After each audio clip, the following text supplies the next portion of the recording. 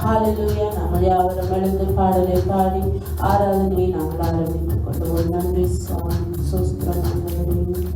ஆட்டுக்குட்டி இரத்தத்தை கையில் எடுப்போம், அந்த வல்லமை துருத்திடுவோம், சாட்சியின் வசனத்தை ஜெயித்திடுவோம், எல்லாம் ஜெயக்கொடி ஏற்றிடுவோம்.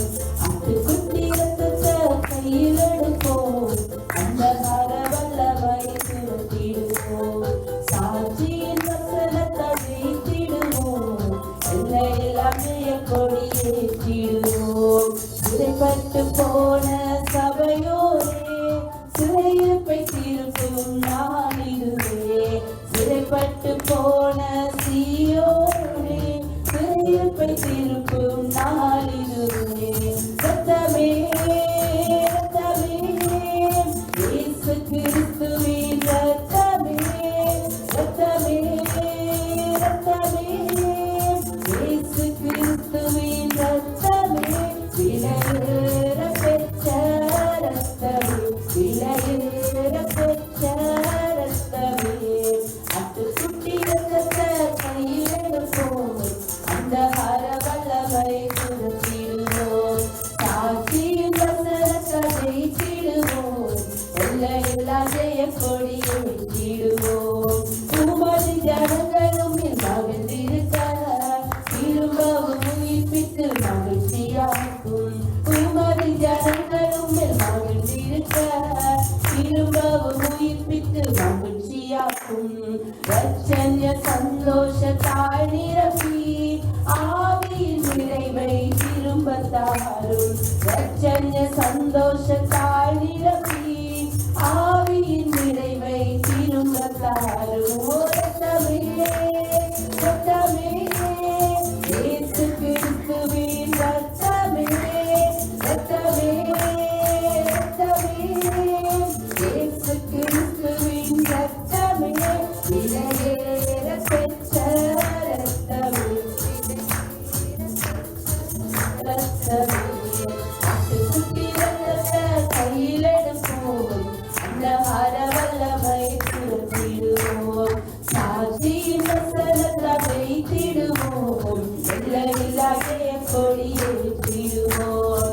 சுத்தமான ஜலத்தை செலுத்திடுவேன், பரிசுத்த இரத்தத்தால் கழுவிடுவேன்.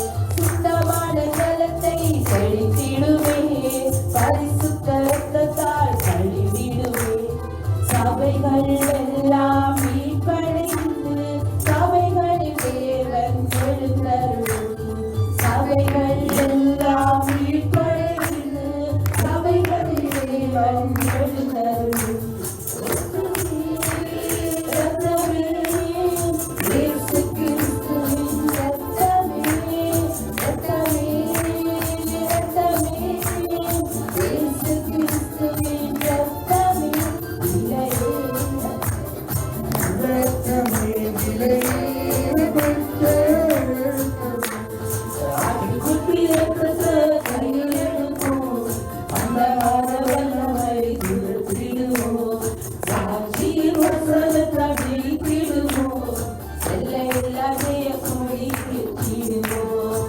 ரத்தமே ரத்தமே, இயேசு கிறிஸ்துவின் ரத்தமே, ரத்தமே ரத்தமே, இயேசு கிறிஸ்துவின் ரத்தமே, விலையேற பெற்ற ரத்தமே, விலையேற பெற்ற ரத்தமே, விலையேற பெற்ற ரத்தமே. அப்படி தேவனை ஆராய்ந்து நாங்கள் ஜெபம் பண்ணி ஆரம்பிப்போம். நன்றி என்று சொல்லி தேவனை துதிப்போமா. பரிசுத்தம் நல்ல பிதாவே, நன்றியோடு துதிக்கிறோம். சகல பிரஸ்தாபத்தை பார்க்கணும். தேவனுடைய நாமத்தை இந்த இடத்துல வைத்தோம். தேவனை இந்த இடத்துல தேவ மகிமை கடந்து வந்தோன்றதுக்காய் கோடி ஸ்தோத்திரம். ஆண்டவரே, இந்த இடத்துல வந்து ஒரு பிள்ளைகளும் கர்த்தரை நோக்கி பார்க்கவும் துதிக்கவும் தேவன் கிருபை செய்யும். உங்களுடைய நாமத்துக்கு மகிமையான ஏறெடுக்கிற ஆராதனையில கர்த்தர் மகிமைப்படும்படியாக நாங்கள் செபிக்கிறோம். எல்லா தடைகளையும் நீக்கி பரிசுத்த ஆவியானவர் இந்த இடத்துல அசைவாடவனும் நாங்கள் செபிக்கிறோம். வார்த்தையை கொண்டு வந்தாலுடைய காரணம் உமது கரங்களை நாங்கள் ஒப்பு கொடுக்கும். ஒரு வார்த்தையை உங்களோட இடைவிட வேணுமா நாங்கள் செபிக்கிறோம். வட இடத்துல சௌரனை பிள்ளைகளை ஒப்பு கொடுக்கிறோம், சிறிய பிள்ளைகளையும் ஒப்பு கொடுக்கிறோம். இந்த ஆராதனை நீங்களே தொடக்கத்திலிருந்து முடிய பெருத்தும் கூட இந்த பலப்படுத்தி ஆசீர்வதியும். இயேசுவின் நாமத்தினால் செபிக்கிறோம் எங்கள் ஜீவன் நல்ல பிதாவே, ஆமென். எல்லோருமாக இணைந்து உலகம் எங்கிலும் நடந்து கொண்டிருக்க ஆராதனைக்காக நாங்கள் ஜெபம் பண்ணுவோம். அன்பான கர்த்தாவே, உலகம் எங்கிலும் இப்பொழுது நடந்து கொண்டிருக்க ஆராதனைக்கு ஸ்தோத்திரம். நடந்து முடிந்த ஆராதனைக்கு நன்றி. நடக்கிற ஆராதனைக்கு ஸ்தோத்திரம். இப்பொழுது நடந்து கொண்டிருக்க ஆராதனை கர்த்தர் புதிய காரியங்கள் செய்கிற நாட்களும் ஜனங்களுமாக ரசிக்கப்பட்டு கர்த்தருடைய வரிகள் ஆயத்தப்பட கிருபை செய்யும். ஊழியக்காரர் செய்கிற ஊழியர்கள் வல்லமையாக இந்த நாள் எடுத்து பயன்படுத்தும். புதிய ஜனங்கள் கர்த்தரை ஏற்றுக்கொள்ள கிருபை செய்யும். இந்த கருத்தில் ஒப்புக் கொடுக்கிறோம். ஒவ்வொரு தேவதாசர்களுடையும் பிரசங்கம் பண்ணும்பொழுது தேவ பரிசுத்த கை கோடி ஸ்தோத்திரம்.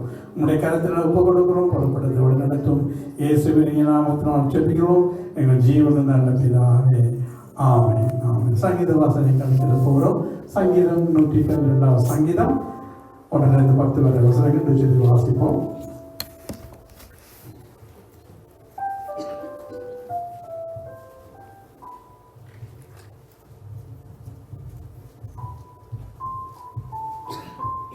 Psalm 112. Halleluja, glücklich ist der Mensch, der Ehrfurcht hat vor dem Herrn. Ja, glücklich ist, der sich über seine Gebote freut. Ihre Nachkommen werden zu Macht und Ansehen gelangen. Die Kinder der Gottesfürchtigen werden gesegnet werden. Sie werden reich werden, ihre gerechten Taten werden unvergessen bleiben. Selbst in der Finsternis wird es für den Gottesfürchtigen hell. Er ist gnädig, barmherzig und gerecht. Gut hat es, wer großzügig ist und gerne leidet und in allen seinen Geschäften ehrlich ist. Das Unglück kann ihm nichts anhaben. An einen so gerechten Menschen wird man sich wieder erinnern. Er fürchtet sich nicht vor schlechter Nachricht, sondern vertraut fest darauf, dass der Herr für ihn sorgt. Zuversichtlich ist er und furchtlos, denn er wird über die Gegner triumphieren. Großzügig gibt er dem, der in Not ist. Seine gerechten Taten bleiben unvergessen. Er wird zu großem Ansehen kommen. Der Gottlose wird es sehen und sich ärgern. Knirschen wird er mit seinen Zähnen vor Zorn. Denn was die Gottlosen hoffen, das vergeht. Amen. Amen. தமிழை வாசிப்போம்.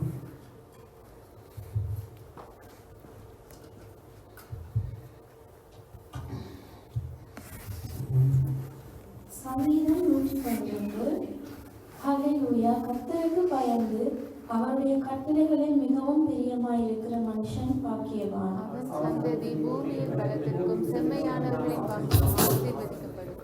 ஆஸ்தியும் ஐஸ்வர்யமும் அவன் வீட்டில் இருக்கும், அவனுடைய நீதி என்றென்றும் நிற்கும். செம்மையானவர்களுக்கு இருளிலே வெளிச்சம் உதிக்கும். அவன் இரக்கமும் மனவுருக்கும் நீதியும் உள்ளவன். இறங்கி கடன் கொடுத்து தன் காரியங்களை நியாயமானபடி நடப்பிக்கிற மனுஷன் பாக்கியவான். அவன் என்றென்றைக்கும் அசைக்கப்படாதிருப்பான். நீதிமான் நித்திய கீர்த்தி உள்ளவன். துர்ச்செய்தியை கேட்கிறதினால் பயப்படான், அவன் இருதயம் கர்த்தரை நம்பி திடனாய் இருக்கும். அவன் இருதயம் உறுதியாயிருக்கும். அவன் தன் சத்துருக்களில் சரிக்கட்டுதலை காணும் மட்டும் பயப்படாதிருப்பான். வாரி இறைத்தான், ஏழைகளுக்கு கொடுத்தான், அவனுடைய நீதி என்றைக்கும் நிற்கும். அவன் கொம்பு மகிமையாய் உயர்த்தப்படும். துன்மார்க்கன் அதை கண்டு மனமடிவாகி தன் பற்களை கடித்து கரைந்து போவான். துன்மார்க்கனுடைய ஆசை அழியும். அல்லேலூயா. தேவனை முழு உள்ளத்தோடு முழு மனதோடு கர்த்தரை துதித்து ஆராதிப்போம். தேவனுடைய நாமத்தை உயர்த்துவோம். அல்லேலூயா. தேவனுடைய ஓய்வு நாளில் தந்ததுக்காக கர்த்தருக்கு நன்றி சொல்வோம். அவர்கள் அவரை நோக்கி பார்த்து பிரகாசம் அடைந்தார்கள். அவருடைய முகங்கள் வெட்கப்பட்டு போனது. அவர்கள் ஆபிரகாம், ஈசாக், யாக்கோபு, மோசே, யோசுவா, அது மாத்திரமல்ல தாவீது, சாமுவேல், அன்னாள், எலியா, எலிசா, தீர்க்கதரிசி போன்றவர்கள், தானியேல், சாத்ராக், மேசாக், ஆபேத்நேகோ போன்றவர்கள் தேவனை நோக்கி பார்த்து பிரகாசம் அடைந்தார்கள். ராஜ்யங்களை வென்றார்கள். அந்த இடத்தில் அவர்கள் தலை உயர்த்தப்பட்டது. அந்த தேவனை உள்ளத்தின் ஆழத்தில் தூக்கி ஆரம்பிப்போமா? எங்கள் இருதயத்தின் ஆழத்தில் இருதய நிறைவினால் கர்த்தரை உள்ளத்தின் ஆழத்தில் மகிழ்ச்சியோடு அவரை துதிக்க ஆரம்பிப்போம். அவர் சில நன்மைகளை நினைந்து பார்ப்போம். ஹல்லேலூயா. எங்கள் அக்கிரமங்களை மன்னித்தவரே, எங்கள் நோய்களை குணமாக்கினவரே, எங்கள் திராணனை அழிவுக்கு விலக்கி மீட்டுக் கொண்டவரே, வருஷத்தை இரக்கங்களினாலும் கிருபையினாலும் முடிசூட்டினவரே, வாயுவின் நன்மையினால் திருப்தியாக்கிறவரே, எங்கள் வயதை கழுவு கொப்பான வாழ்வலாக்கிறவரே, இதுவரை உதவி செய்த வினேஸ்வரே, இதுவரை தேவைகளை சந்தித்த யெகோவா ஈரே, சுகம் தந்த யெகோவா ராப்பா, பலன் தந்த ஏசலாம், சமானம் தந்த யெகோவா சாலோம், எங்களை கண்ணோக்கி பார்க்கிற எல்ரோயி, எங்களை பரிசுத்தமாக்குற யெகோவா மெக்காதே, எங்களுக்கு நீதி நியாயம் செய்கிற யெகோவா சிக்கேடு, இரக்கமுள்ள தேவனாய ஏலவன், ஜீவன தேவனாய ஏசாய், உண்மையுள்ள தேவனாய ராஜு, என் கடவுள் மகா தேவனே, இப்போல் வல்லமுள்ள தேவனே, ஏதெல்லாம் சதா காலம் உள்ளவனே, இஸ்ரவேலின் தேவனே, உம்மையே நோக்கி பார்க்கிறோப்பா, நீ செய்த நன்மைகள் எண்ணி முடியாதவைகள், நாங்கள் நிற்பதும் நிர்மலமாகாதிருப்போம், உடைய கண்களிலே கிடைத்த கிருபை, உடைய இரக்கங்களுக்கு முடிவே இல்லை, அவை காலைதோறும் புதிதாய் இருக்கிறார்.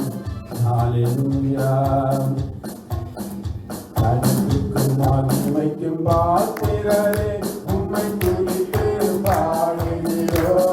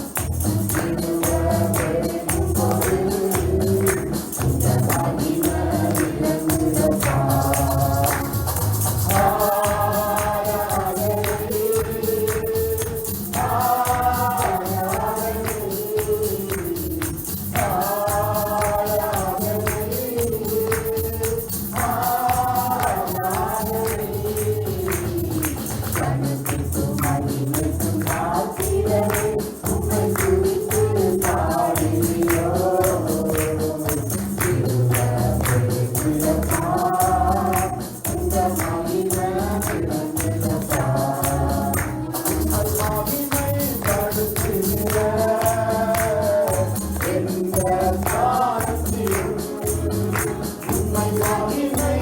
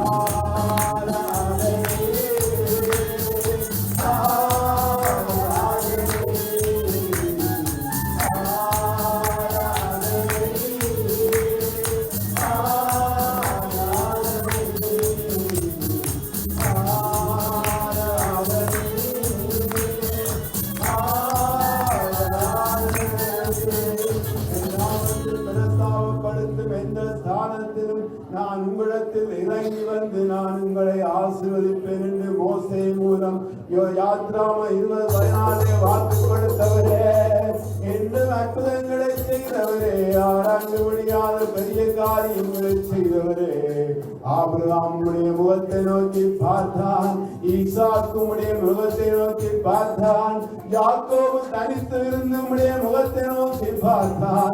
நீர் என்னை ஆசீர்வதித்தாவடைய உண்மை விடேன் என்ற பொழுது நீர் அவனை ஆசீர்வதித்துள்ளே நாமும் இஸ்ரவேல் எனப்படுவாய் என்று சொல்லி இஸ்ரவேலின் தேவனே என்று அற்புதங்களை செய்கிறவரே, அன்னாரின் முகத்தை நோக்கி பார்த்தாரப்பா. தாவீது உம்முடைய முகத்தை நோக்கி பார்த்தால் அவருடைய முகங்கள் வெட்கப்பட்டு போனதில்லை. அவர்கள் உம்மை நோக்கி பார்த்து பிரகாசம் அடைந்தார்கள்.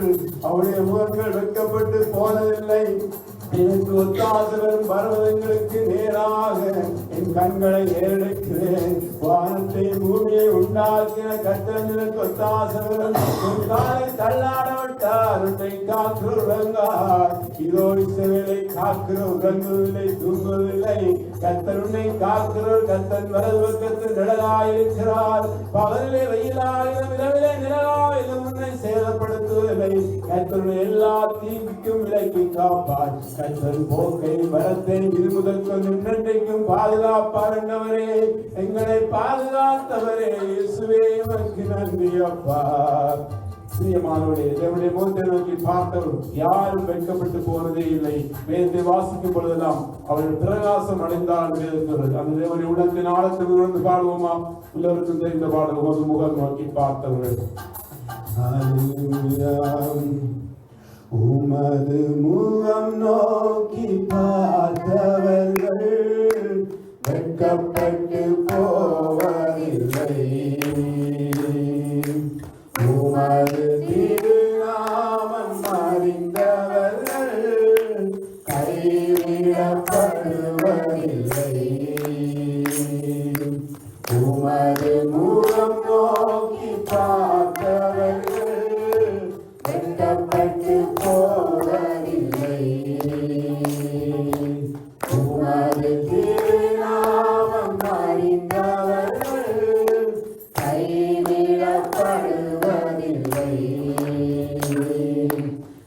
நம்பினோரை நீர் மறப்பதில்லை உம்மை தேடி வந்தோரை வெறுப்பதில்லை நம்பினோரை நீர் மறப்பதில்லை உம்மை தேடி வந்தோரை வெறுப்பதில்லை உமது முகம் நோக்கி பார்த்தவர்கள் வெட்கப்பட்டு போவதில்லை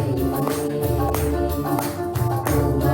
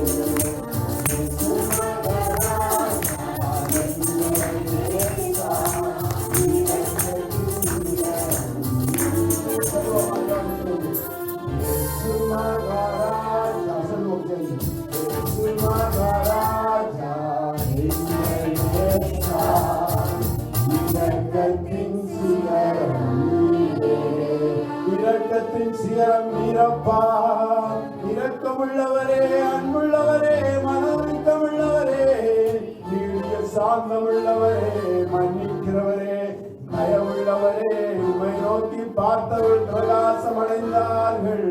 உடைந்த பாத்திரம் என்று எவரையும் புறம்பே தள்ளாதவரே, உடைந்த பாத்திரம் என்று தள்ளாதவரே, ஒன்றுக்கு உதவாதவர் என்று தள்ளாதவரே, சிறியவனை பொழுதிலிருந்து தூக்குறவரே, எளியவனை குப்பையிலிருந்து உயர்த்துகிறவரே, அவனை பிரபுக்களோடும் ராஜாக்களோடும் மகிமையுள்ள சிங்காசனத்தில் உட்கார வைத்தவரே, கரவலாடுகளுக்கு பின்பாக திரிந்த தாவீதை இஸ்ரவேலின் ராஜாவாக சிங்காசனத்திலே ஆட்சி செய்ய வைத்தவரே, ஆடுகளை மேய்க்க போன யோசேப்பை எகிப்தின் அதிபதியாய் உயர்த்தினவரே, சிறை கைதியாய் பிடிக்கப்பட்டு போன தானியேலை பாபிலோனின் அதிபதியாய் உயர்த்தினவரே, இன்றும் அற்புதங்களை செய்கிறவரே, ஏழைகளின் பலனே, எளியோரின் திடனே, புயல் காற்றின் புகலிடமே, நீரே எங்கள் கண்மலை,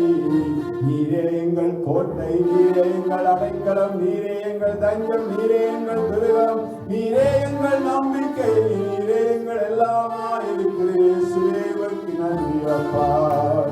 ஹல்லேலூயா.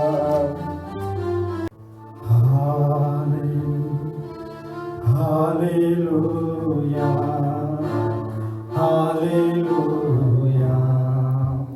hallelujah, hallelujah,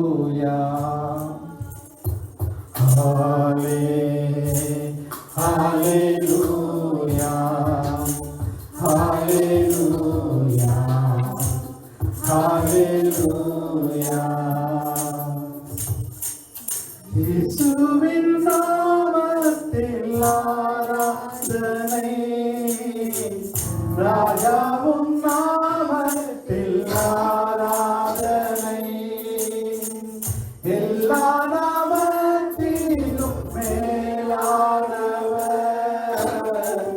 பாடுவேன் நான் என்றும் நாமத்தை, இயேசுவின் நாமத்தில் ஆராதனை, ராஜாவும் நாமத்தில் ஆராதனை.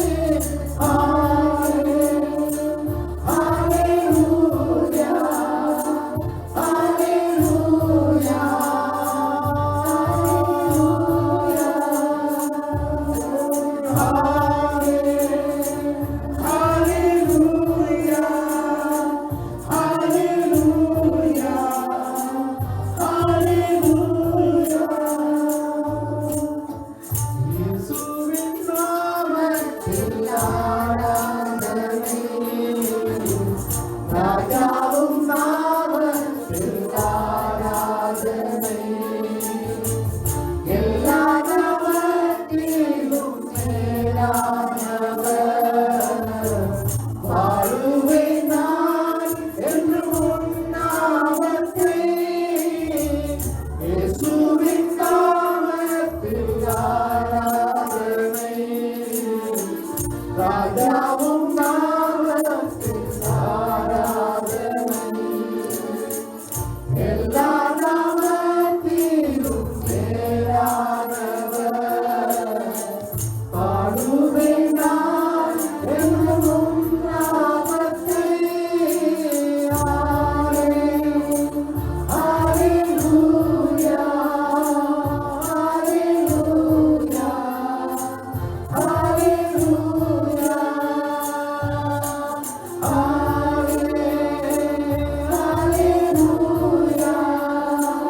ஹalleluya ஹalleluya சகல துதியும் கனமும் உமக்கே நாங்கள் தருகிறோம் என்று சொல்லி உற்சாகமாய் கரங்களை தட்டை நாங்கள் அமர்ந்து கொள்வோம்.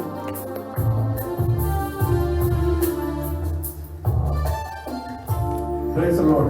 Hallelujah. ஆண்டவருடைய பரிசுத்த நாமத்துக்கு மகிமை உண்டாவதாக. உங்களை யாவரையும் வாழ்த்தி வரவேற்றுக் கொள்கிறோம். கர்த்தர் தாமே மீண்டும் அவர் நாயரை தந்து நம்மை ஆராதிக்க வைத்த தயக்க அவருக்கு நன்றி செலுத்த இந்த இடத்துல கூடி வந்திருக்கிறோம். மக ஆரம்பித்ததை கண்டு செல்வோம். வருகிற கிழமை 5ஆம் தேதி ஃபாஸ்டிங் ப்ரேயர் இருக்கிறது 10 நாட்கள். அதுக்கு பிறகு பெரிய வெளி குட் ஃப்ரைடே ஆராதனை 2 இடங்களில் நடைபெறும். ஆகவே இதுக்கு அஜெபித்துக் கொள்ளுங்கள். அந்த நாட்களிலே ஃப்ரைடே என்ன உங்களுக்கு தெரியும், நாங்கள் மிஷனரி ஊழியர்களுக்காக கொடுப்பது வழக்கம். ஆகவே 2 ஆராதனை அந்த மிஷனரிக்காக காணிக்க எடுக்கப்படும். இப்பொழுது நாங்கள் தேசங்களுக்காக நாங்கள் ஜெபிக்க போகிறோம். ஆகவே இந்த நாளும் மொழிபெயர்ப்பை பற்றி சொல்லும். சிஸ்டர் நீங்கள் மொழிபெயர்ப்பீர்கள், அவர்களுக்கு சிஸ்டர் இங்கிலீஷில் மொழிபெயர்ப்பார்கள். பக்கத்தில் இருந்து டிப்சிகாவும் டெலிகாவும் அவர்கள் சண்டே ஸ்கூலில் இங்கிலீஷ் படிப்பிக்க போகிறாங்க. நீ எல்லாம் இங்கிலீஷ்லாம் கவாய்க்கோடு அங்கே போயிட்டு குட் நைட்னு சொல்கிறீங்க. கடைசியாக எல்லாம் இங்கிலீஷ்லாம் கதைச்சு நாங்கள் முடிவெடுக்க போகிறோம். அப்போ இங்கிலீஷ் பாடம் நடக்கும். 2 பிள்ளைகளாம் வந்துருக்காங்க. ஒரு நாட்களில் கண்ண பிள்ளைகளே கத்தர் கூட்டி சேர்ப்பார். ஆகவே ஆங்கிலத்தையும் தமிழையும் கலந்து வசனங்களை அவர்கள் படிப்பிப்பார்கள். ஆகவே இப்பொழுது தேசங்களுக்காக ஜெபம் பண்ண போகிறோம். தேசங்களுக்காக நாங்கள் ஜெபம் பண்ணி ஆகவே தேசங்களுக்காக நாங்கள் ஜெபம் பண்ண போடுத்தி மியான்மரில் 2000க்கு மேலே உயிரிழப்பு நடந்திருக்கு. கடைசி நாட்டில் பாருங்க இந்த அப்படி பூமதி அதிர்ச்சி அப்படி நடக்கிறது. ஆகவே இப்போ ஐரோப்பா தேசத்தில் 72 மணித்தியாலத்துக்குள்ள நீங்கள் சாமானை வேண்டி வைக்கணும். அது கட்டளை சொல்லப்படுது. எப்போ சாப்பாடு குறையுமோ தெரியாது. அது 72 மணித்தியாலங்களுக்கு தேவையான சாமான்களை வேண்டி வைக்கலாம். இப்படியாக யுத்தங்களும் செய்திடும். ஆகவே இப்பொழுது நாங்கள் ஜெபம் பண்ண போகிறோம். 20 நாட்கள் கொடியதாக இருக்கிற அப்படின்னாலும் இந்த காலத்தை நாங்கள் எப்படி கொள்வோம்னு சொல்லி இப்பொழுது சௌர தேசங்களுக்காக பொதுவாக ஜெபம் பண்ணலாம்.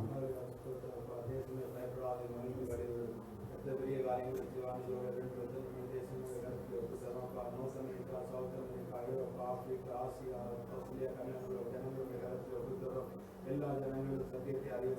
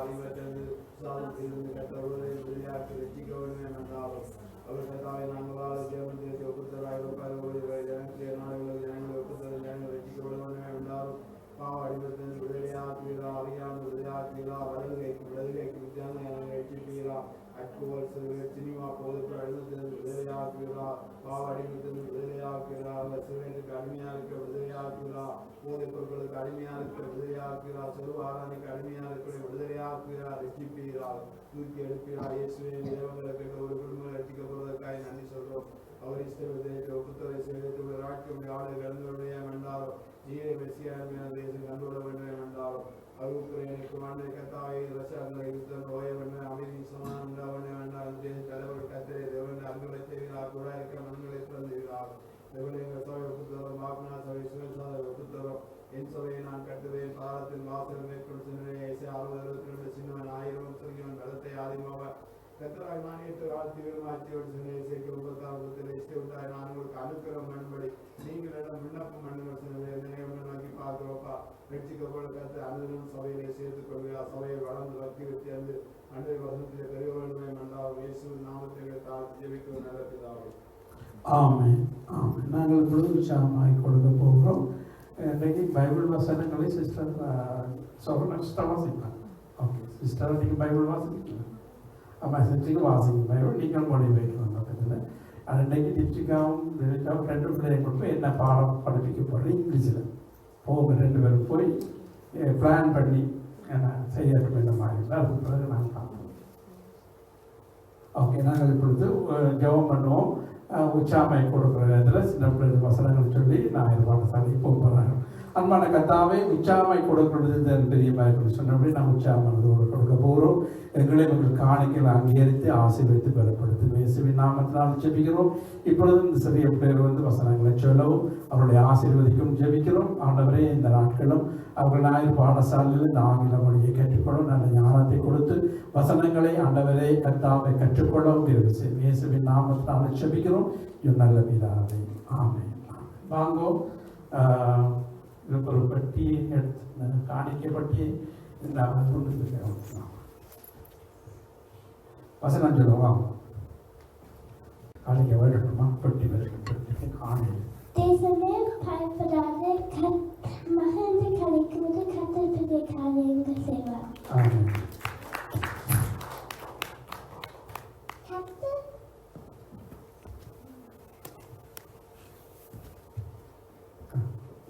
அன்றைக்கி போட்டுட்டு அதான் அப்பா பெருமா வசதி. ஆமென், அல்லேலூயா. நான் நீங்கள் எதை கேட்டாலும் அதை நான் செய்வேன். ஜெபம் பண்ணுவோம். எங்களை நேசிக்கிற எங்கள் பரலோக பிதாவின் அருமையான மாலை ஆராதனைக்காய் வந்து நன்றி செலுத்துகிறோம். அப்பா, இந்த நேரத்தில் ஆண்டவரே சின்னுள்ள வார்த்தையின் மூலமாய் எங்களோடு பேசும்படியாக ஜெபிக்கிறோம். அப்பா, வந்திருக்கிற ஒவ்வொரு பிள்ளைகளும் கணக்கு ஒப்புக் கொடுக்கிறேன். ஆண்டவரே, அடியனுடைய சிறுவை நிலக்களை மறைத்து ஒப்புக் கொடுக்கிறேன். நீர்தாமை ஆண்டவரை கூட நடத்தும்படியாய் இயேசு நாமத்திலே ஜெபம் பண்ணுகிறோம். ஜீவனுள்ள நல்ல பிதாவே, ஆமென். நாளிலும் உங்கள் மத்தியிலே செய்திக்கு ஆதாரமாக 1 கொரிந்தியர் 7வது அதிகாரம் 29 31 வரையான வசனங்களை நாங்கள் வாசிக்க கேட்போம். மேலும் சகோதரரே, நான் சொல்லுகிறது என்னவெனில், இனிவரும் காலம் குறுகினதானபடியால் மனைவிகள் உள்ளவர்கள் மனைவிகள் இல்லாதவர்கள் போலவும், அழுகிறவர்கள் அழாதவர்கள் போலவும், சந்தோஷப்படுகிறவர்கள் சந்தோஷப்படாதவர்கள் போலவும், கொள்ளுகிறவர்கள் கொள்ளாதவர்கள் போலவும், இவ்வுலகத்தை அனுபவிக்கிறவர்கள் தகாத விதமாய் அனுபவியாதவர்கள் போலவும் இருக்க வேண்டும். இவ்வுலகத்தின் வேஷம் கடந்து போகிறது. ஆமென். என்னுடைய தலைப்பு உலகத்தின் வேஷம். அப்ப இவ்வுலகத்தின் பவுல் சொல்கிறார் இவ்வுலகத்தின் வேஷம் கடந்து போகிறதே. அப்ப உலகம் ஒரு வேஷம், ஒரு மாய ஒரு வேஷத்துக்குள்ளே இந்த உலகம் காணப்படுகிறது. சங்கீதத்தில் நாங்கள் வாசிக்கிறோம், வேஷமாகவே மனிதன் தெரிகிறான், விருதாவாகவே சஞ்சலப்படுகிறான், ஆஸ்தியை சேர்க்கிறான், அதை யார் வாரி கொண்டு போவான் என்ற அறியான் என்று சொல்லப்பட்டிருக்கின்றது. அப்ப உலகம் ஒரு மாயக்குள்ளே வேஷத்துக்குள்ளே காணப்படுகிறது. இந்த மாயான உலகத்திலே நாங்கள் ஒவ்வொருவரும் இந்த உலகத்திலே தான் வாழுகிறோம். ஆனால் தேவனுடைய பிள்ளைகள் நாங்கள் இந்த உலகத்துக்குரியவர்கள் அல்ல.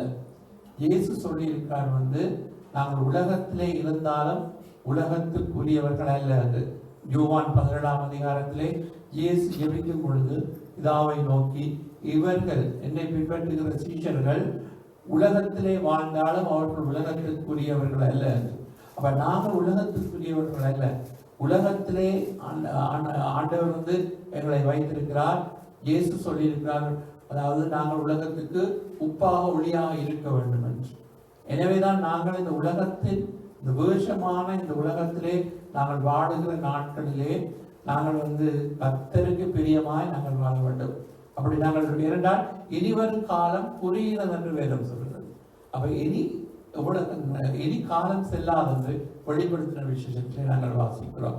அப்படி என்றால் இந்த உலகத்துக்கு ஒரு முடிவு வருகிறது. உலகத்திலே எல்லா காரியங்களுக்கும் ஒரு முடிவு வருகிறது. எனவே நாங்கள் நிலையான, அதாவது இல்லம் நோக்கி நாங்கள் செல்ல அழைக்கப்பட்டிருக்கிறோம். எங்களுக்கு குடியிருப்பு வந்து பரலோகத்திலே இருக்கிறது. இயேசு அங்கிருந்து வர நாங்கள் எதிர்பார்த்து கொண்டிருக்கிறோம். எனவே இயேசு சீக்கிரம் வரப்போகிறார். அவருடைய வருகையிலே நாங்கள் பங்கடைவதற்கு இந்த உலகத்திலே நாங்கள் வாழுகிற நாங்கள் இந்த வேஷமான இந்த உலகத்திலே எப்படி நாங்கள் வாழ்ந்து கொள்ள வேண்டும் என்பதை தான் நாங்கள் பார்க்க போகிறோம். முதலாவதாக அங்கே நாங்கள் பார்க்கிறோம், நாங்கள் உலகத்துக்கு ஒத்த வேஷம் தெரியாமல் வாழ வேண்டுமா? ரோமர்கள் நிருபம் 12ஆம் அதிகாரம் 1-2 வரை வசனத்தை வாசிக்கும் பொழுது உலகத்துக்கு ஒத்த வேஷம் நாங்கள் தெரிய கூடாதுன்னு சொல்லப்பட்டிருக்கிறது. வாசிப்போம். அப்படி இருக்க சகோதரரே, நீங்கள் உங்கள் சரீரங்களை பரிசுத்தமும் தேவனுக்கு பிரியவுமான ஜீவ பலியாக ஒப்புக் கொடுக்க வேண்டும் என்று தேவனுடைய இரக்கங்களை முன்னிட்டு உங்களை வேண்டிக் கொள்ளுகிறேன். இதுவே நீங்கள் செய்யத்தக்க புத்தியுள்ள ஆராதனை. நீங்கள் இந்த பிரபஞ்சத்துக்கு ஒத்த வேஷம் தெரியாமல் தேவனுடைய நன்மையும் பிரியமும் பரிபூரணமுமான சித்தம் இன்னதென்று பகுத்தறியத்தக்கதாக உங்கள் மனம் புதிதாகிறதாலே மறுரூபமாகுங்கள். ஆமென். பாருங்கள், பிரபஞ்சம் என்று சொன்னால் இந்த உலகத்துக்கு ஒத்த வேஷம் தெரியாமல் தேவனுடைய நன்மையும் பிரியமும் பரிபூர்ணமான சித்தம் என்று பகுத்தறியத்தக்கதாக மனம் புதிதாகிறதுனாலே மறுரூபமாகுங்கள். அப்ப நாங்கள் வந்து உலகத்துக்கு ஒத்து வாழலாம், அல்லது தேவனுடைய சித்தத்தை அறிந்து நாங்கள் தேவனுக்கு பிரியமாய் வாழலாம். எனவே இந்த உலகத்திலே வாழுகிற நாங்கள் புரிந்து கொள்ள வேண்டும், இந்த உலகம் மாயை, இந்த உலகம் வேஷமாயிருக்கிறது.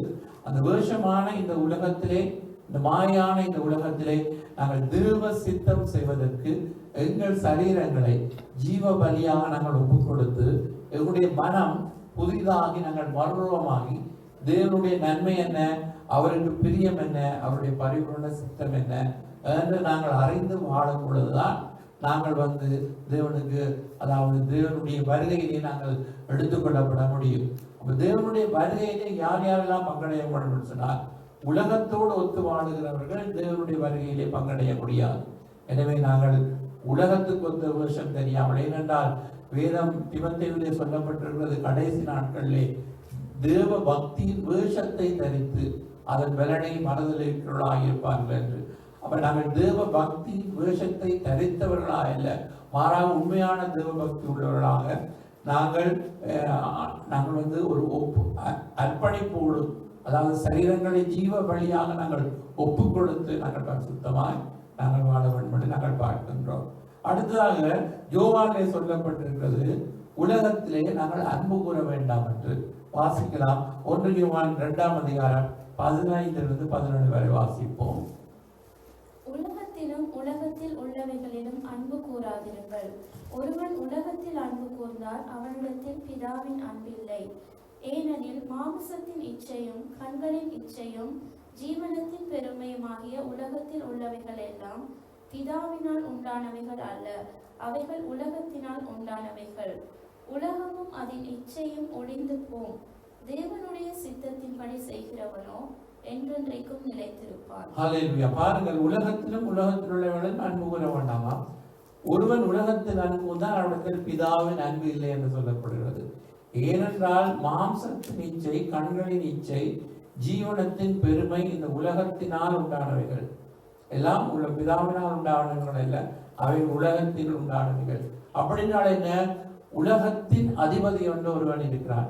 அவன்தான் ஏதேனிலே வந்து இந்த மாம்சத்தின் இச்சை, கண்களின் இச்சை, ஜீவனத்தின் பெருமையை அந்த ஆதி மனிதருக்குள்ளே அவன் வந்து கடத்தினான். ஏனென்றால் ஆண்டவர் விலக்கப்பட்ட கனியை அங்கே இச்சிக்கத்தக்க கனியாக அங்கே அவர்களுக்கு தோன்றியது, பார்வைக்கு இன்பமாக தோன்றியது.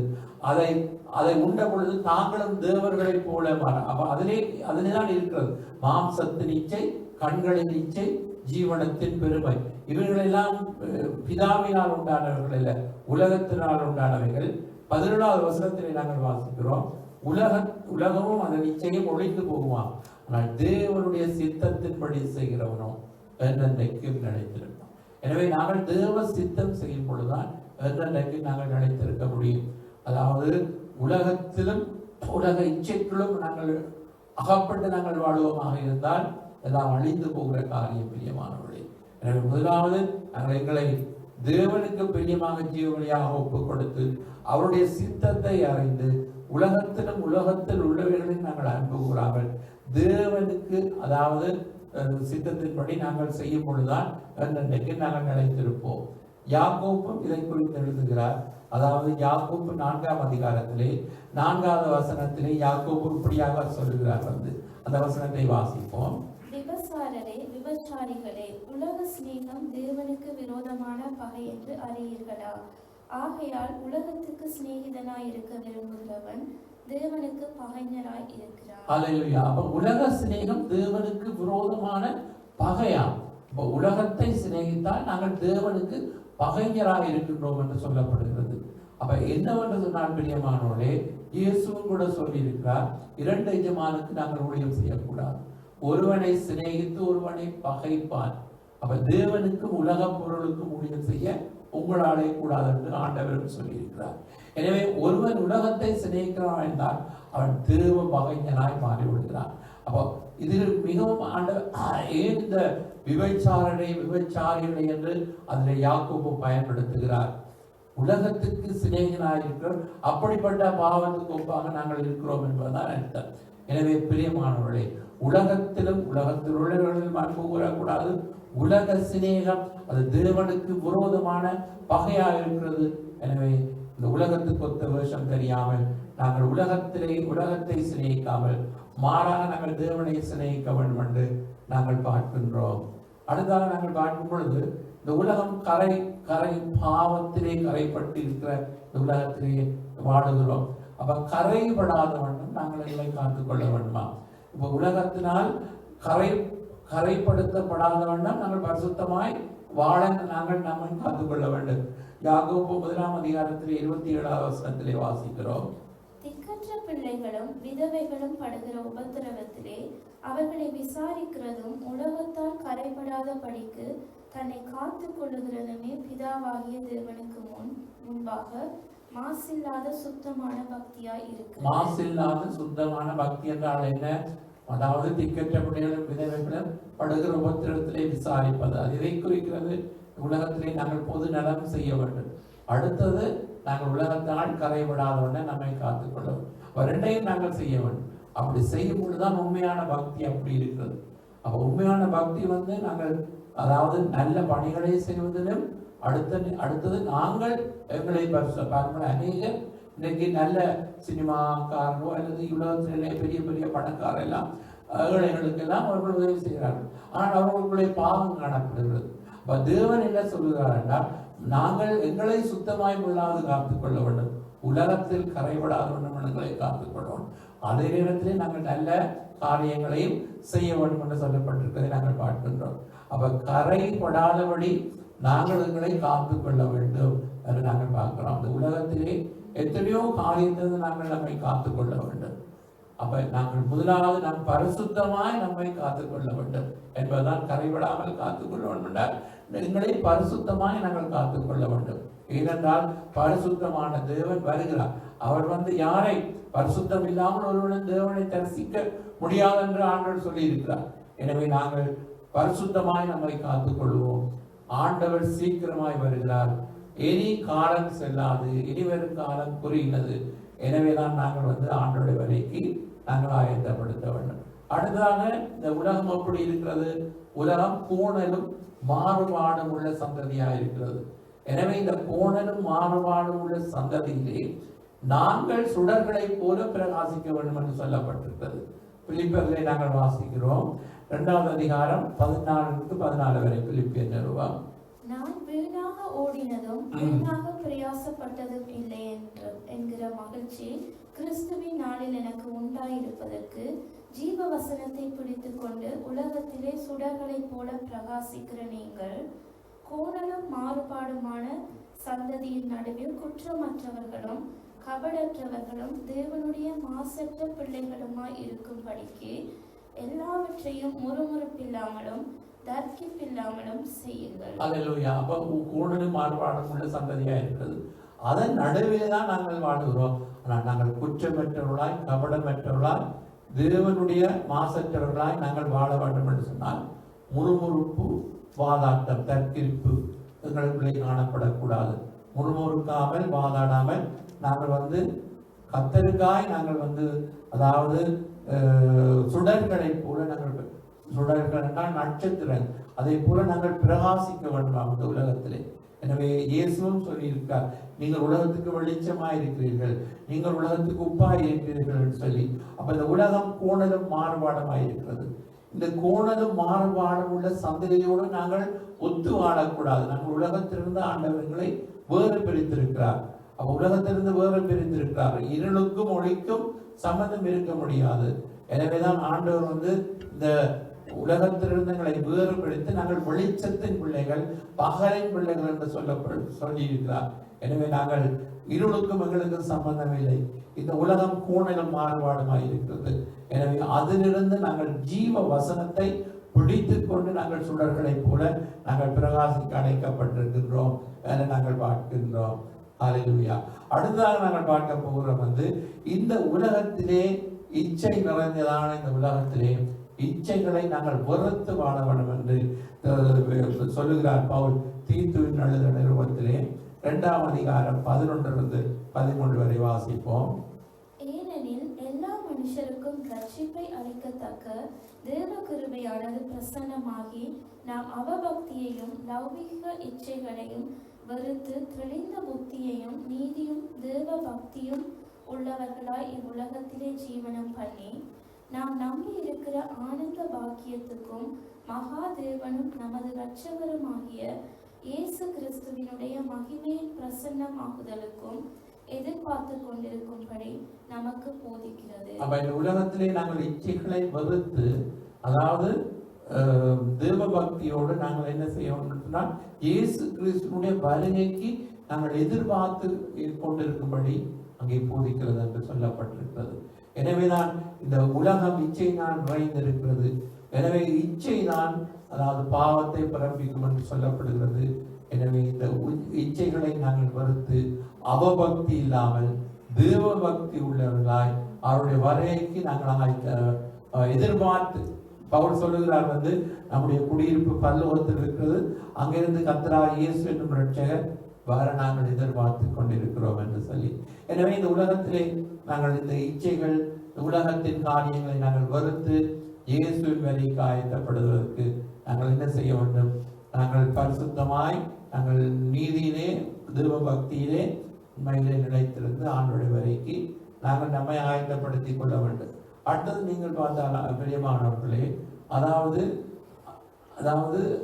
நாங்கள் அதாவது தேவன் மீது இருக்கிற அந்த அன்பு தான் முக்கியம். அடுத்தது பணத்தின் மீதோ அல்லது இந்த உலக பொருட்களின் மீதோ நாங்கள் எங்களுடைய இதயத்தை வைக்கக்கூடாது.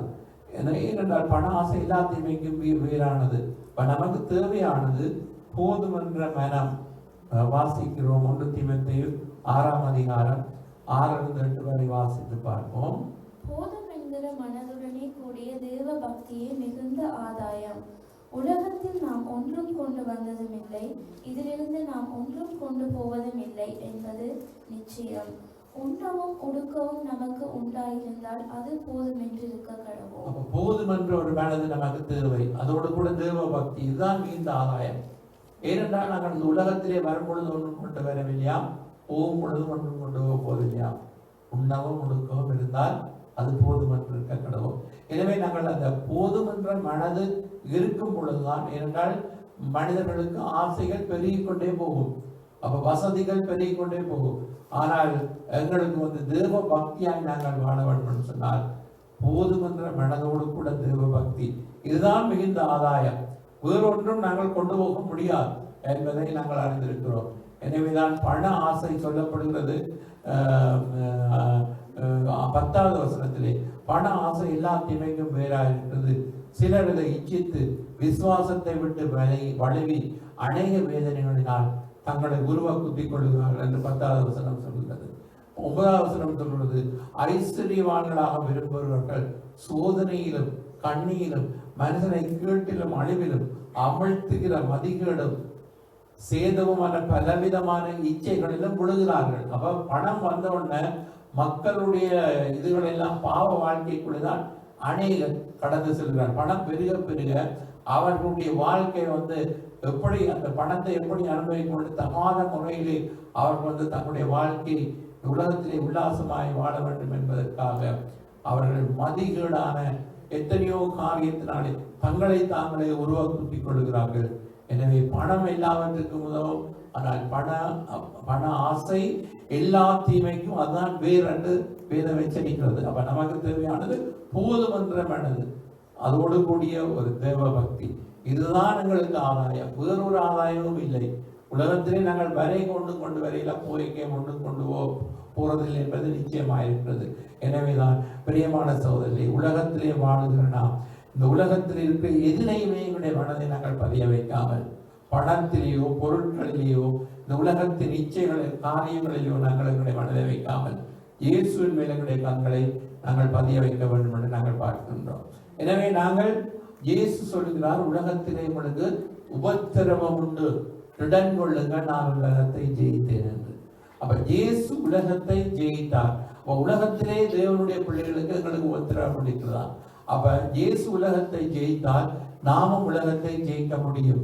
அப்ப நாம் உலகத்தை ஜெயிப்பதற்கு நமக்குள்ளே இருக்கிற விசுவாசம் தான் உலகத்தை ஜெயிக்கும். அப்ப நம்முடைய விசுவாசம் தான் உலகத்தை ஜெயிக்கிற ஜெயம் என்று 1 யோவான் 5ஆம் அதிகாரத்திலே 4-5 வசனம் வாசிக்கலாம். தேவனால் பிறப்பதெல்லாம் உலகத்தை ஜெயிக்கும். நம்முடைய விசுவாசமே உலகத்தை ஜெயிக்கிற ஜெயம். இயேசுவானவர் தேவனுடைய குமாரன் என்று விசுவாசிக்கிறவனே அன்றி உலகத்தை ஜெயிக்கிறவன் யார்? அப்ப நாங்கள் தான் தேவனுடைய குமாரன் என்று நாங்கள் விசுவாசிக்கிறோம் ஆண்டவரை. எனவே நமக்குள்ளே விசுவாசம் இருக்கிறது. அந்த விசுவாசம் தான் உலகத்தை ஜெயிக்கும். எனவே நாம் விசுவாசிகள் இந்த உலகத்தை நாங்கள் ஜெயிக்க மறுபடியும் ஜெனிப்பிக்கப்படும், ஜெயிக்க பிறந்தவர்களாக இருக்கின்றோம். எனவே உலகத்தை நாங்கள் ஜெயிக்க வேண்டும். உலகங்களை மேற்கொள்ளக்கூடாது, மாறாக நாங்கள் உலகத்தை மேற்கொள்ள வேண்டும். உலகத்தை ஜெயிக்கும் என்று சொல்லப்படுகிறது. 4ஆம் அதிகாரம் 4வது வசனத்தில் வசனம் வாசிப்போம். பிள்ளைகளே நீங்கள் தேவனால் உண்டாயிருந்து அவர்களை ஜெயித்தீர்கள், ஏனெனில் உலகத்தில் இருக்கிறவனிலும் உங்களில் இருக்கிறவர் பெரியவர். ஆமென். உலகத்தில் இருக்கிறவர்களும் உங்களில் இருப்பவர் பெரியவர். உலகத்தில் இருப்பவன் யார்? சாத்தான். அவன் பிசாசு என்று அழைக்கப்படுகிறான்.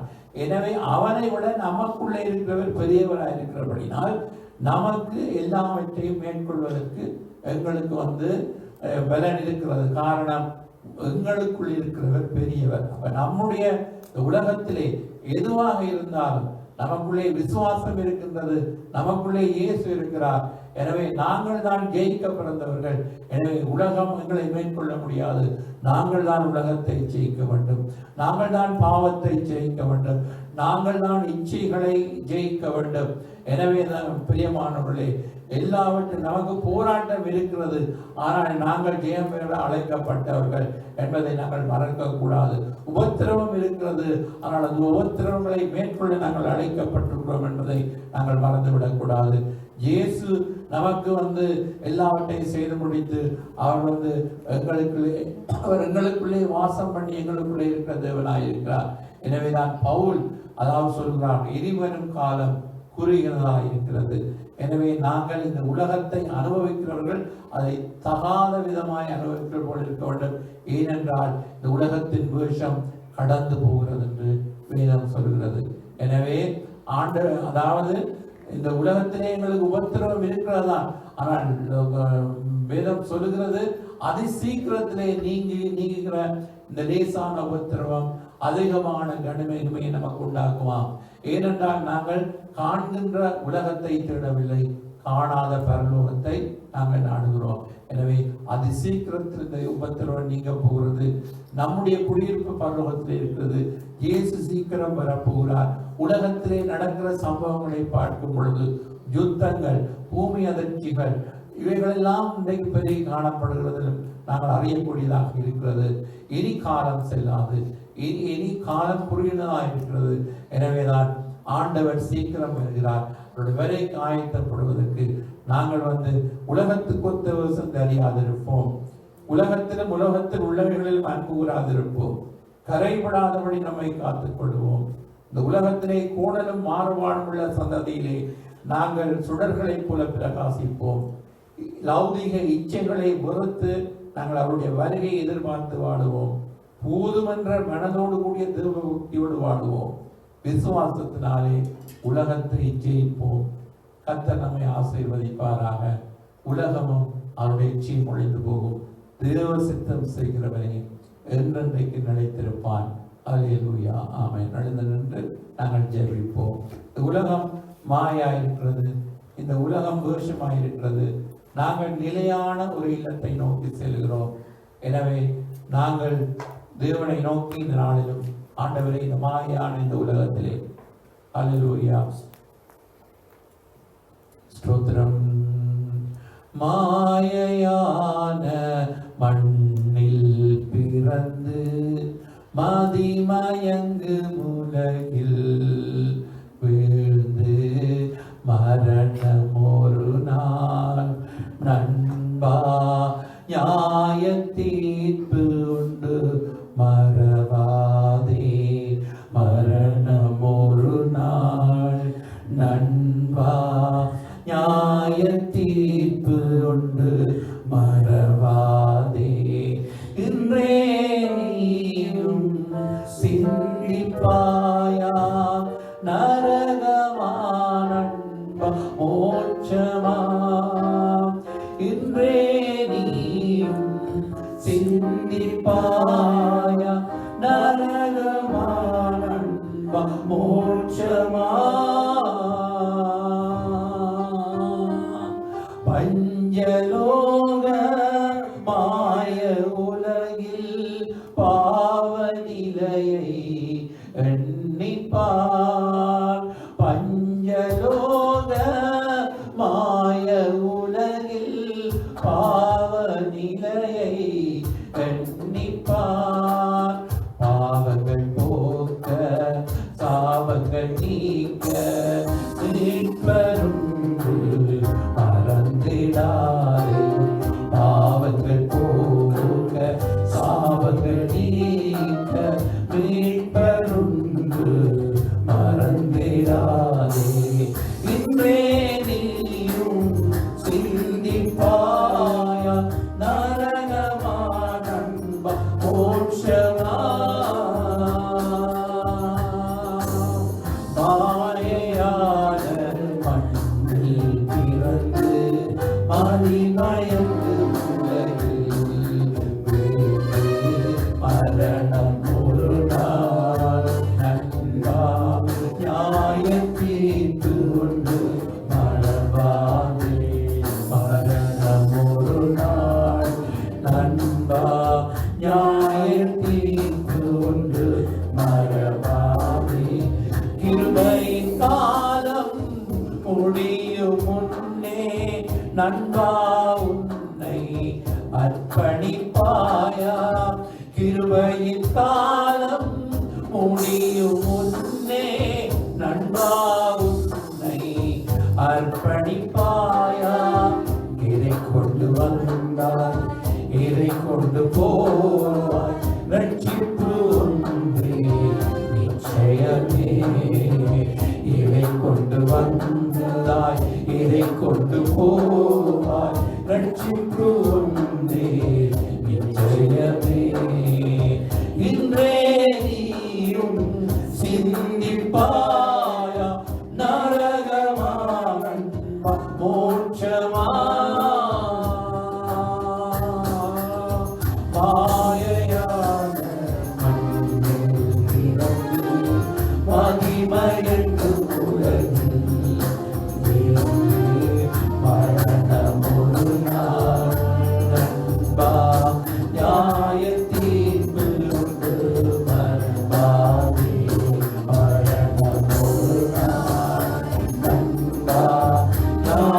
தீர்ப்பு உண்டு மறவாதே. இன்றே நீயும் சிந்திப்பாயா நரகமானம் மோட்சமா. இன்றே நீயும் சிந்திப்பாயா நரகமானம் மோட்சமா. கிருபையின் காலம் முடியும் முன்னே நண்பாய் உன்னை அர்ப்பணிப்பாயா.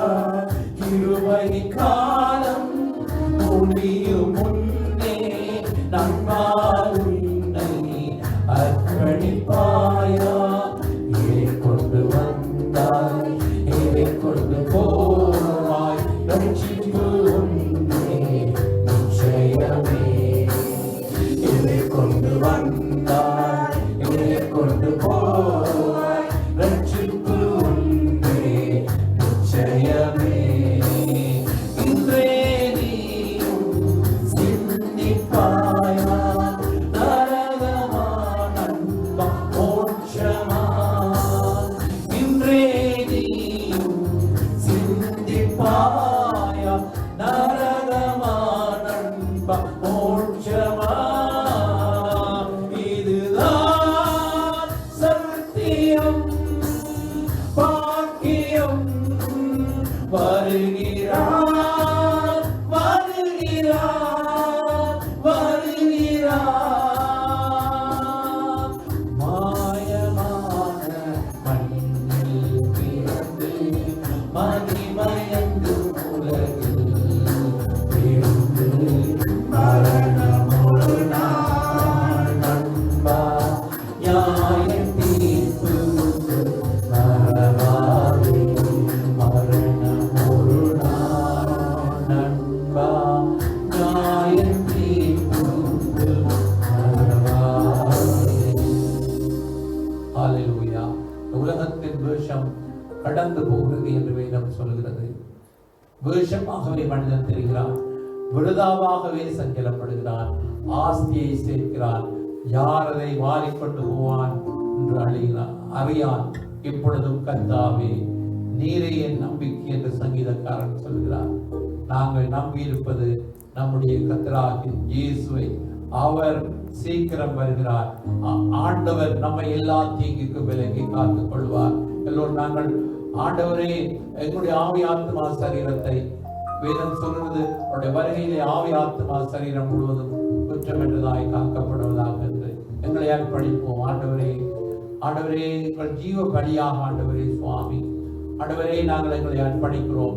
இதுவே செய்யத்தக்க புத்தியுள்ள ஆராதனை என்று வேதம் சொல்கிறது. ஆண்டவரே கர்த்தாவே உலகத்துக்கு ஒத்த வேஷம் தெரியாமல் தேவனுடைய நன்மையும் பிரியமும் பரிபூரணமான சித்தம் என்னதென்று அறிந்து மனம் புதிதாகிறதுனாலே நாங்கள் மறுபடியுமாக கர்த்தர்களுக்கு உதவி செய்யும்படியாக ஜெபிக்கிறோம்.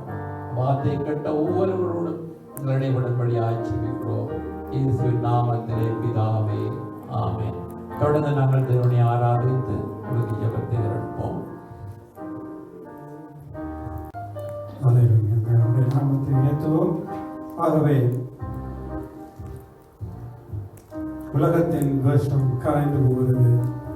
வாக்காளம் வருகிறது, ஒருவரும் கிரியை செய்ய முடியாத காலம் வருகிறது. ஹல்லேலூயா. நம்முடைய வாழ்க்கை இந்த பிள்ளை போலவே முடிந்து போய்விடும். இந்த மாயான இந்த உலகத்தை தேவனுடைய வருகைக்காக காத்திருக்கிற பிள்ளைகள் தேவனுக்கு ஒப்பு கொடுத்தவர்களாக நம்ம பாடலை பாடி மகிமைப்படுத்தும். ஹல்லேலூயா. முல்லை போல் உலர்ந்திடும் வாழ்க்கை, பூவை போல் மறைந்திடும் வாழ்க்கை.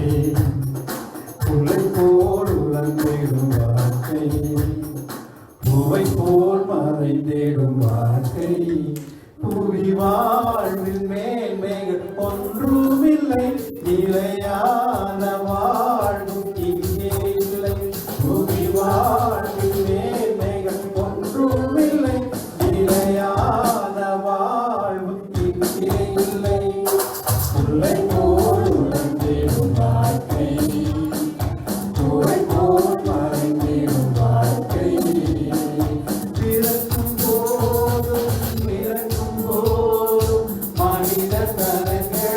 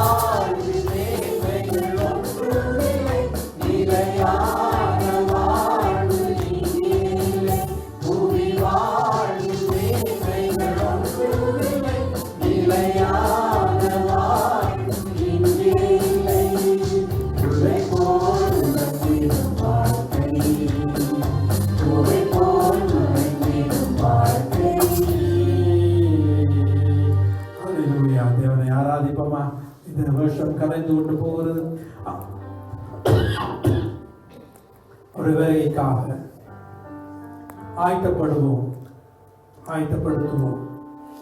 உலகத்திலே உபத்திரம் உண்டானாலும் திடமுடங்கள், நான் உலகத்தை ஜெயித்தேன் என்று ஆண்டவர் சொல்கிறார். ஆகவே அவருடைய வருகைக்கு முன்பாக சபைகள் பெருக வேண்டும், ஒரு எழுப்புதல் காண வேண்டும், பரிசுத்த ஆவியின் கடைசி மாறி பொழிய வேண்டும் என்று சொல்லி நாங்கள் ஜெபத்திலே காத்திருப்போம். கர்த்தர் பெரிய காரியங்களை செய்வார். அல்லேலூயா. தேவனுடைய நாமத்தை உயர்த்தி தேவனுடைய பாடலை பாடி நாங்கள் நிறைவு செய்ய போகிறோம். ஆகவே இந்த நாளில் கர்த்தர் உங்களோடு கூட இந்த வழிநடத்த முடியும். அல்லேலூயா, அல்லேலூயா. பெருங்காற்று வீசினாலும் கடல் கொந்தளித்தால் சோர்ந்து போக மாட்டேன். முட்கள் என்னை குத்தினாலும் கக்கினியில் நடந்தால் பயப்படவே மாட்டேன். பெருங்காற்று வீசினாலும் கடல் கொந்தளித்தால் சோர்ந்து போக மாட்டேன். முட்கள் குத்தினாலும் கக்கினியில் நடந்தால் பயப்படவே மாட்டேன். Yes,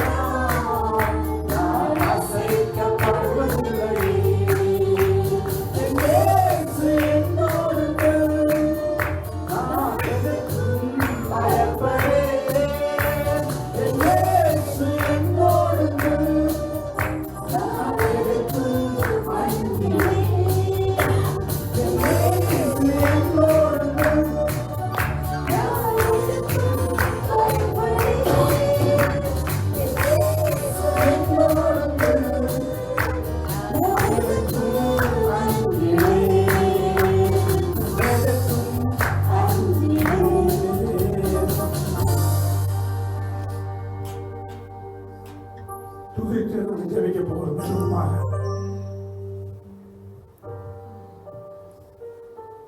தேவனுடைய நாமத்தை ஏற்றுவோம்.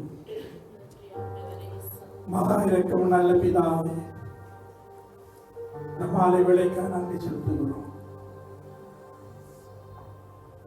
எந்த ஸ்தானத்தில் நான் வந்து ஆசீர்வதிப்பேன் சொல்லியிருக்கீங்க. இந்த இடத்துல பிள்ளைகள் வந்து கூடி வருவரை தேவ சமாதானத்தை வைத்தது உங்களுடைய கரம் கூட இந்த மழைக்காக நன்றி செலுத்துகிறோம். தடைகள் யாவும் நீக்க போறதுக்காய் கோடி ஸ்தோத்திரம். உங்களுடைய வெள்ளை கரம் படுபடியா நாம் செபிக்கிறோம். இந்த இடத்துல வந்து ஆராய்த்து ஒவ்வொரு பிள்ளைகளையும் பலப்படுத்து, திடப்படுத்து. தேவனுடைய நாமம் ஒன்று மகிமைப்படட்டும். தடைகளை நீக்கி முன் செல்லுகிற கர்த்தர் நம்மோடு கூட இருக்கிறார். இந்த உலகத்தின் வேஷம் கலைந்து கொண்டு போகிறது. கர்த்தாவே, இந்த இடத்துல வந்து வார்த்தையை கேட்ட ஒரு பிள்ளைகளை பலப்படுத்துங்க. இந்த இடத்துல வந்த சிறிய பிள்ளைகளை, பெரியோர்களை, வாலிபர்களை ஒவ்வொருவரும்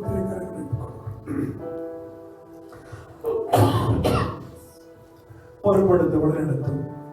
இயேசுவின் நாமத்தில் நாம் ஜெபிக்கிறோம். நீ ஒரு நல்ல பிதாவே. ஆமென். சொல்லுவோம் எல்லாரும். என் ஆத்துமாவே கர்த்தரை ஸ்தோத்திரி. என் முழுவதுமே பரிசுத்த நாமத்தை ஸ்தோத்திரி. என் ஆத்துமாவே கர்த்தரை ஸ்தோத்திரி.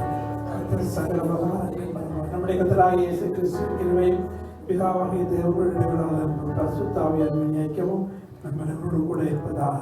ஆமென். ஆமென்.